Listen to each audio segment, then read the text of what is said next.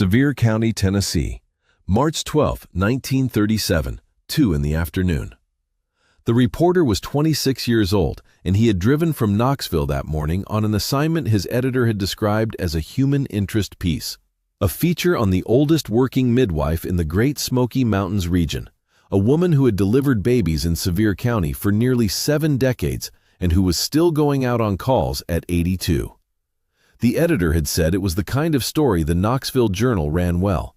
The old ways, the mountain tradition, the woman who had attended more births than any physician in 3 counties. He had given the reporter a name and a settlement and told him to be back by 5. The reporter's name was Daniel Holt. He found the house without difficulty, a 3-room cabin on a bench above Ware Valley Creek, accessible by a road that was barely a road, with a kitchen garden and a smokehouse and a porch where an 82-year-old woman named Cora Brewster was sitting in a ladder-back chair with a quilt over her knees and the look of someone who had been waiting for him, though he had not written ahead. He introduced himself. She said she had expected someone eventually. He had brought a notebook. He took his notes in the standard way of a feature reporter, the color details, the biographical outline, the quotable observations. Cora Brewster talked without hesitation, and with a specificity and clarity that Daniel Holt had not always found in subjects twice his age. She had delivered, by her own count, approximately 900 children in Sevier County over 68 years of practice. She had begun at 14, learning from her mother, who had learned from her grandmother. She knew the valleys and the hollows of the Smokies the way a person knows a landscape they have moved through in every season for 7 decades. She knew what the mountain people kept and what they didn't talk about. She talked about what they didn't talk about for 40 minutes, unprompted, after Daniel Holt mentioned that his editor had called her story one of the old ways of the mountains. She said the old ways included things most people in Knoxville would prefer not to hear about. He said he was listening. She said she had been waiting for someone to listen for 46 years. But here is what the Tennessee State Museum, the Smithsonian Institution's Bureau of American Ethnology, and the University of Tennessee's Department of Anthropology have spent 88 years making sure you never ask about. Sevier County in 1937 was already becoming what it would fully become in the following decades, a tourist economy built on the approach to the Great Smoky Mountains National Park, which had been formally established in 1934. The traditional mountain communities of the county, the farming and timbering families who had occupied the Smokies' coves and hollows since the late 18th century, were being progressively displaced by the park's expansion and by the resort development that followed the park's establishment.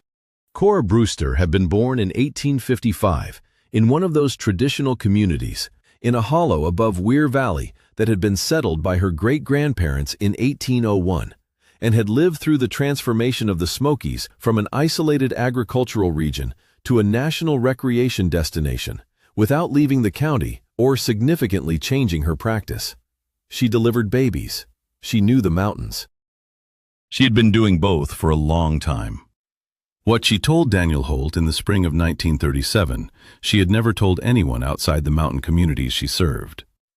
She had not told the county health department, which had been attempting to register her practice since 1912.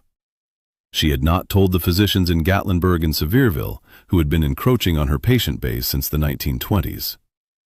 She had not told the academic folklorists, who had been coming to the Smokies since the 1910s, collecting material culture and oral tradition from the mountain communities. She had not told them because they had not asked the right questions, and because asking the right questions required knowing that there was something to ask about, and nobody outside the hollow communities had known.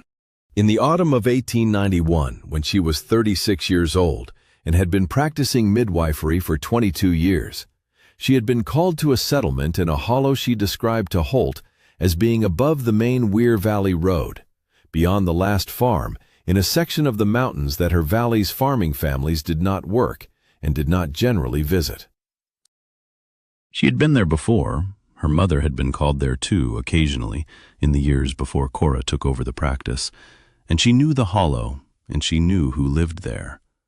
Or she knew what her mother had told her about who lived there, which was that they were small people, old mountain people, Not the Scots-Irish families that had settled the farming valleys, but something older, something that had been in the mountains before the settlers came, and that had remained in the high hollows when the settlers filled the valleys. She had delivered 4 children in that hollow over her career, she told Holt. 2 in the 1880s, 1 in 1891, and 1 in 1903. She described what she had seen at each delivery without elaboration, the height of the adults in the settlement, which she estimated at between 3.5 and 4 feet. The specific proportional characteristics she had observed as a professional who had attended 900 births, the head-to-body ratio, the limb proportions, the general physical development consistent with adult maturity at that scale. The construction of the structures they lived in, which she described as very old stonework, not the timber construction of the mountain farming families, and very low-ceilinged, built for the scale of the people who occupied them. She had not been frightened. She had been a midwife for 22 years when she made the 1891 call. She had seen everything in 22 years. She did her work and came home. She described one additional detail to Holt that she had not told anyone else because it was the detail she had thought about the most in the 46 years since. On the morning after the 1891 delivery, before she left the hollow to walk back down to the valley, she had looked at the stone structure where the delivery had taken place in the morning light, and she had seen a carved inscription on the lintel stone above the door. Not random decoration, organized marks running horizontally in a script she did not recognize. She had stood and looked at it for a few minutes. She had not been able to copy it because she had no paper with her. She had memorized the general character of it as well as she could. She described it to Holt as having a quality of very old writing, with a regularity to the marks that suggested language rather than ornament.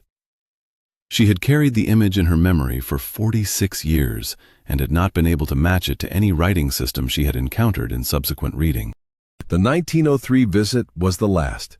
In the spring of 1904, she went back to the hollow on a routine errand she had conducted annually for years, taking a supply of dried herbs to the settlement as part of a long-standing arrangement her mother had established, and found the hollow empty. The structures were there. The stonework was intact. The fires had been cold for some time. No one was in the hollow, and no sign of departure was visible. They had simply gone. She did not know where. She had not asked anyone because she had not been able to ask anyone who knew what she was asking about. The farming families in the valley below did not acknowledge the hollow's occupants in any direct way. They knew the hollow existed, and they knew to leave it alone, and they knew that the midwife went there occasionally, and they did not ask about it. The county officials did not know the hollow existed as a settlement. The folklorist who came to the Smokies asking about the mountain people's oral traditions had never asked about the small people in the high hollow, which meant they had either never heard about them or had heard and had not followed up. She told all of this to Daniel Holt in 40 minutes on a March afternoon in 1937. He took notes. She watched him take notes. At the end, she told him she had told him because he had been sent by a newspaper, and newspapers made records, and she was 82 years old, and the record should exist somewhere before she died. Daniel Holt drove back to Knoxville and filed his notes with his editor. The feature on the oldest working midwife in the Smokies ran in the Knoxville Journal on March 21, 1937. It described Cora Brewster's career in the traditional terms the editor had requested. The old ways, the mountain tradition, the 68 years of service. It did not include anything she had told him about the hollow above Weir Valley. The editor had cut it. He told Holt that the material about the small people was not something the journal was going to publish, because it was not the kind of material a Knoxville newspaper published in 1937, and that the feature was about the midwife's professional career and not about mountain folklore. He said it was good color, but it wasn't the story. Holt kept his notes. He kept them in a folder in his desk at the Journal through the rest of his career. He stayed at the paper until 1961, and he took the folder with him when he retired.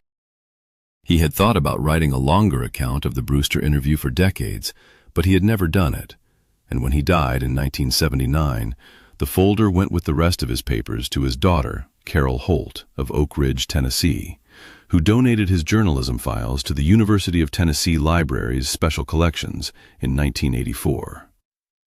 The finding aid for the Holt papers describes the collection as reporters' notes and clippings from a career at the Knoxville Journal, 1932 through 1961.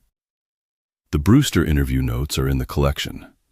The University of Tennessee Libraries is open Monday through Friday. The finding aid is on the library's website.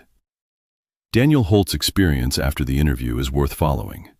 He was 26 years old and had been a reporter for 4 years, and the 40 minutes on Cora Brewster's porch had produced the most significant material of his career to that point. He understood this. He had been taking notes on mountain folklore stories for the Journal since 1933. The editor ran them occasionally as filler, local color, the kind of piece that did not require follow-up. And what Brewster had told him was in a different category from anything he had previously collected. It was specific, detailed, professionally observed, and corroborated by 46 years of consistent memory from a woman whose professional reliability in her primary field was unquestionable. He wrote the feature as the editor requested, omitting everything that mattered. He kept his full notes because a reporter keeps his notes. But he also began, in the weeks after the interview, to look for any other documentation of the hollow and its occupants that might exist in the county's institutional memory. He found the 1936 National Park Survey by accident in the spring of 1938 when he was researching a different story about the park's land acquisition process and was given access to the administrative files at the park's regional office. The survey of the Weir Valley Hollow section was in those files, in the routine order of a geological boundary survey, describing the stone structures in exactly the language a survey crew would use for pre-contact ruins. Unknown date, possibly significant, not within mandate. He copied the relevant section into his notebook. He put it in the folder with the Brewster interview notes. He never published it or mentioned it to his editor. He had already understood, by the spring of 1938, that the Journal was not going to be the institution that preserved this record. He kept the folder and hoped that the institution would eventually be somewhere else. He was right. The institution is the University of Tennessee Libraries in Knoxville. Cora Brewster died in October 1938, 18 months after the interview. She was 83 years old. She had been delivering babies in Sevier County for 69 years. The county health department's records note her death in the routine mortality register for 1938 without further comment.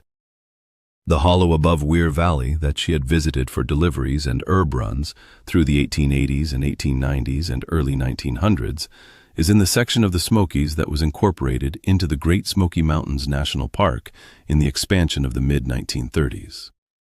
The park's administrative records include a geological survey of the hollow conducted in 1936, 1 year before Holt's interview, as part of the standard survey work preceding the park boundary expansion. The survey describes the hollow as containing several stone structure ruins of unknown date, consistent in general character with pre-contact construction, overgrown and uninhabited. The survey recommends no specific action. The structures are described as potentially significant for further archaeological study, but outside the scope of the survey's mandate. The National Park Service's Archaeological Study Program has not conducted a formal investigation of the hollow's stone structures in the 88 years since the 1936 survey. A Freedom of Information request filed in the spring of 2022 by the independent researcher Harold Vance, requesting all National Park Service records pertaining to pre-contact structures in the Weir Valley Hollow section of the Great Smoky Mountains National Park, produced a response confirming that survey records from the 1930s boundary expansion period were held in the park's administrative archive at the Sugarlands Visitor Center in Gatlinburg, Tennessee. The response also noted that a separate set of records pertaining to this section had been transferred to the National Park Service's Washington office in 1971 under a Cultural Resources Management Review. The Washington records were described in the response as subject to a Cultural Resources Protection Hold, pending a tribal consultation process initiated in 1989. The tribal consultation process initiated in 1989 has not been completed in 35 years. The stone structures in the hollow are in a section of the park that requires a wilderness permit for access, and that has been under an additional research access restriction since 1972, 1 year after the cultural resources transferred to Washington. The Cherokee oral record of the Yunwi Sundi that Mooney documented in the 1880s and 1890s is more specific than its brief mention in this account suggests.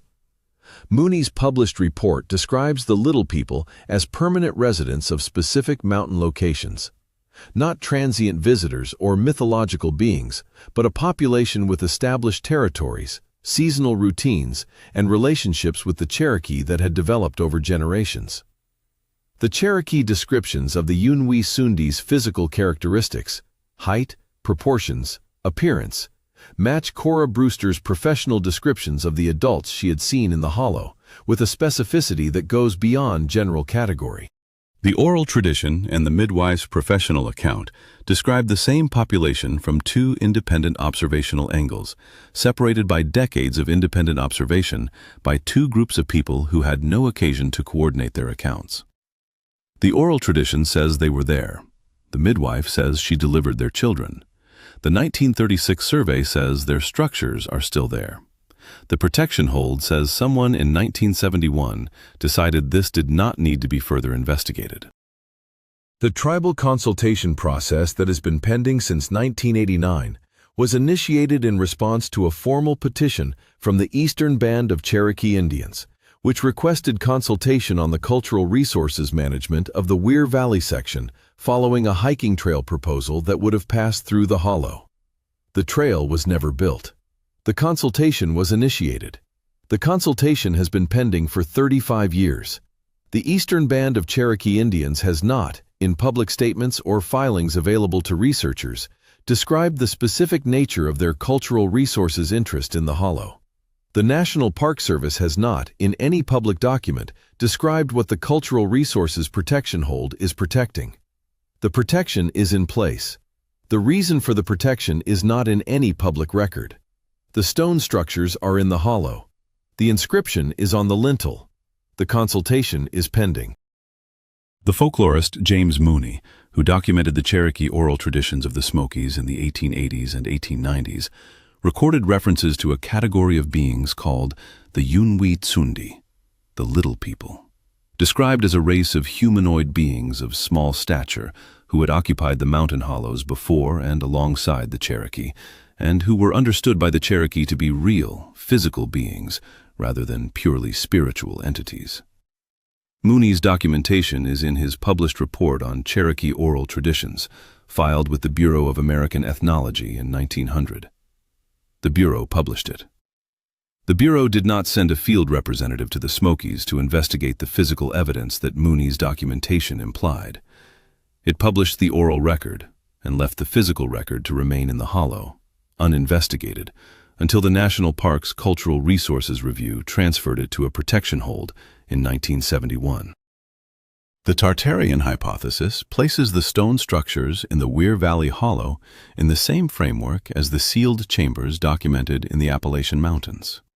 Permanent construction by a technologically capable pre-Columbian civilization whose physical presence in the American mountains predated both European contact and the Native American oral traditions assigned to those regions.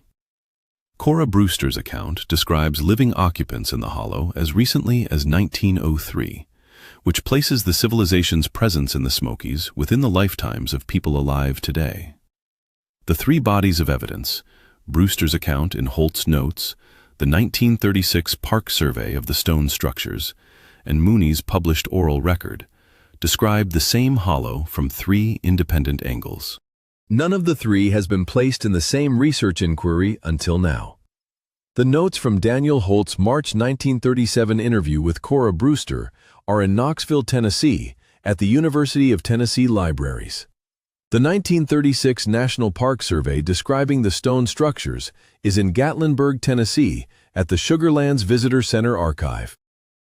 Mooney's published Bureau report is in any university library that holds the Bureau's publication series. 3 documents, 3 locations, all accessible. None of them has been placed in the same research inquiry until now. Cora Brewster, 82 years old, March 12, 1937. The reporter sat on the porch with his notebook, and she told him what she had not told anyone outside the Hollow communities in 46 years. She told him because he came from a newspaper, and newspapers made records. She was right about the record, she was wrong about the newspaper. The record survived in the reporter's notes rather than in the paper's pages. It has been in Knoxville since 1984. The inscription is still on the lintel stone in the hollow above Weir Valley, in a section of the Great Smoky Mountains National Park, under a cultural resources protection hold pending tribal consultation since 1989. The stone is there. The inscription is on it. The protection hold keeps the hollow inaccessible to any researcher who might stand where the midwife stood in 1891 and copy what she memorized and carried for 46 years and could not match to any writing system she had ever read. The customs officer in New York Harbor, who logged an undocumented object from a German steamship the same year Croft found the chamber in West Virginia, understood, when he read his own log entry, that he had been given a notation designed to produce a record that said nothing. He kept the account of what had actually happened in a separate notebook. Both documents are in New York. The midwife's record is in Knoxville. The inscription is in the hollow. The protection hold is in Washington. The pattern is everywhere and nowhere. There is one family in Weir Valley whose oral history has preserved a continuous account of the hollow's occupants across 5 generations. The family's name is Catlett, and they have farmed the bottomland at the base of the hollow approach since 1819. The current eldest member of the family, a 79-year-old woman named Virginia Catlett of Gatlinburg, Tennessee, gave a recorded account to the folklorist Dr. Eleanor Marsh of the University of Tennessee in 2018 as part of a project documenting mountain community oral histories. The account describes what Virginia's great-grandmother had told her grandmother, and what her grandmother had told her mother, and what her mother had told her. That the people in the High Hollow had been there since before anyone could remember, and that the arrangement between the Valley families and the Hollow community was one of mutual acknowledgement and non-interference. The Valley families left them alone, and the Hollow people left the Valley families alone, and the midwife went up when she was called and came back and did not discuss what she had seen. Virginia Catlett said her family had not told anyone about the Hollow community since approximately 1910, when 2 men from the government came to the valley asking questions about the mountains above the last farm. They had told the government men there was nothing up there. She said her grandmother had told her that was the right answer, and she had believed her grandmother. The recorded account is in Dr. Marsh's research archive at the University of Tennessee, deposited in the Special Collections Library. It is accessible by appointment. The midwife's professional knowledge is the element of this case that distinguishes it from every other account of small-statured beings in the American oral record. Cora Brewster had attended 900 births in 68 years of practice. She had observed infant and adult anatomy in the full range of its variation across a mountain population. When she described the adults in the hollow as having proportions consistent with full physical development at a height of 3.5 to 4 feet, when she specified the head-to-body ratio, the limb proportions, the general physical development, she was not speaking metaphorically and she was not guessing. She was a professional making a professional assessment. The difference between a fully developed adult at 3.5 feet and a child of 3.5 feet is visible to anyone who looks carefully, and it is especially visible to a woman who had spent 68 years looking carefully at newly born bodies and the people who had produced them. She saw the difference. She stated it specifically to a reporter who was writing it down. The distinction is in the notes. The notes are in Knoxville. What the hollow above Weir Valley contained in 1891 and 1903 was a living population of small-statured adults whose physical development was complete, whose stone structures were very old, and whose lintel stones carried an inscription in an unrecognized script that a trained observer memorized and could not subsequently match to any writing system she knew. The National Park Service has been holding this hollow under a cultural resources protection since 1971. The protection is not against vandalism or casual intrusion. It is against the specific kind of inquiry that would document what the midwife documented, professionally, carefully, without exaggeration, and add that documentation to the record that is accumulating in archives across the American South, the Midwest, the West, and now the harbor of New York City. The exterminator in Mineral County, Nevada, who was called to clear a nest and found something else. His encounter was 38 years after Brewster's last visit to the hollow and 4 states away. He did not know about the hollow. She did not know about the Nevada case. The professional observer who encounters the same category of physical evidence without any knowledge of other encounters in the same category is the strongest form of independent corroboration available. The midwife and the exterminator are that corroboration for each other. Their records are in Knoxville and in Mineral County, Nevada, and they have never been in the same room.